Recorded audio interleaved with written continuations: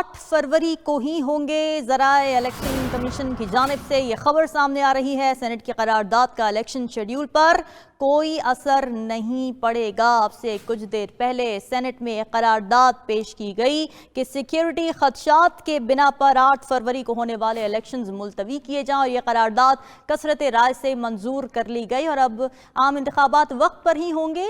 ये खबर आ गई है, ये कह दिया गया है इलेक्शन कमीशन की जानिब से। फ़हीम अख्तर हमारे साथ मौजूद है, मजीद तफसीलात उनसे जान लेते हैं। फ़हीम, रिबटल आ गया इलेक्शन कमीशन का?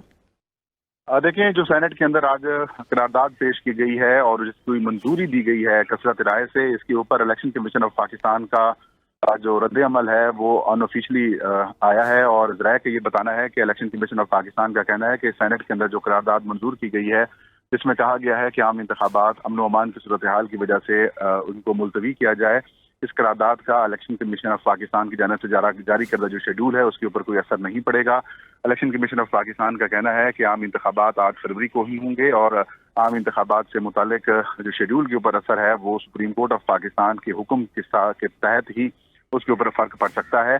इलेक्शन कमीशन का कहना है कि हमारी आम इंतखाबात की जो तैयारियां हैं वो बिल्कुल जारी हैं और इंतखाबात मुलतवी करने से मुतालिक जो बातें हैं वो बिल्कुल दुरुस्त नहीं है। और जो सेनेट की जानिब से करारदाद पेश की गई है उसका इलेक्शन कमीशन के शेड्यूल के ऊपर भी असर नहीं पड़ता और इससे इंतखाबात मुलतवी भी नहीं होंगे। और जो इंतखाबात जिसका शेड्यूल जारी किया गया है और जो तारीख मुकर्रर की गई है 8 फरवरी, उस दिन ही होंगे। और इस हवाले से इलेक्शन कमीशन की अपनी जो तैयारियां हैं वो भरपूर अंदाज में जारी हैं। फ़हीम, ये बताइएगा कि ज़ाहिर है सेनेट से कसरत राय से ये करारदाद मंजूर हुई, तो इसकी सिग्निफिकेंस होती क्या है अगर सिस्टम के लिहाज से देखा जाए? और जो तहफ़्फ़ुज़ात उसमें उठाए गए हैं, ज़ाहिर है मेजॉरिटी की तरफ से उठाए गए हैं, सिक्योरिटी कंसर्न्स की बात की गई, सर्दियों की बात की गई है, तो उसको एड्रेस कर रहा है इलेक्शन कमीशन? इस हवाले से कोई बात हुई? देखें, इलेक्शन कमीशन ऑफ पाकिस्तान का ये कहना है कि सुप्रीम कोर्ट ऑफ पाकिस्तान के हुक्म के ऊपर ये तारीख मुकर्रर की गई। सदर पाकिस्तान और इलेक्शन कमीशन की जो मुश्तरका मुशावरत हुई थी उसके बाद इस तारीख का ऐलान किया गया था। और करारदाद की कोई कानूनी हैसियत इस वजह से नहीं है क्योंकि अगर लेजिस्लेशन की जाती है तो उसकी जो है वो असर पड़ता है, लेकिन ये करारदाद है, इसका जो इम्पैक्ट होता है वो अखलाकी तौर के ऊपर होता है।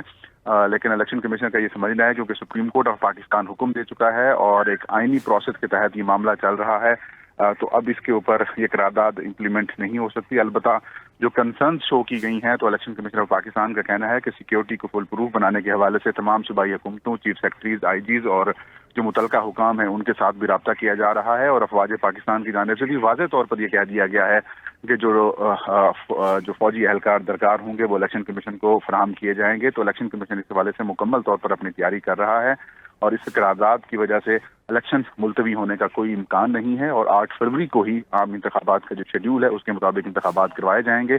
अलबत्ता उन्होंने कहा क्योंकि सुप्रीम कोर्ट ऑफ पाकिस्तान के हुक्म के ऊपर ये सारा प्रोसेस किया जा रहा है, तो अगर सुप्रीम कोर्ट की तरफ से कोई हिदायत आती हैं, हुक्मनामा आता है, तो फिर उसके बाद इम्प्लीमेंटेशन इसकी रोक जा सकती है।